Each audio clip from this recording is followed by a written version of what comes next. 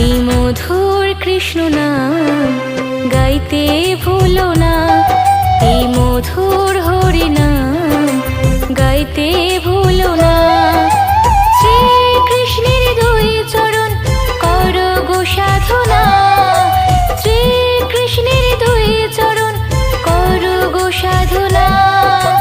মধুর হরি নাম গাইতে ভুলো না, এই মধুর হরি নাম গাইতে ভুলো না।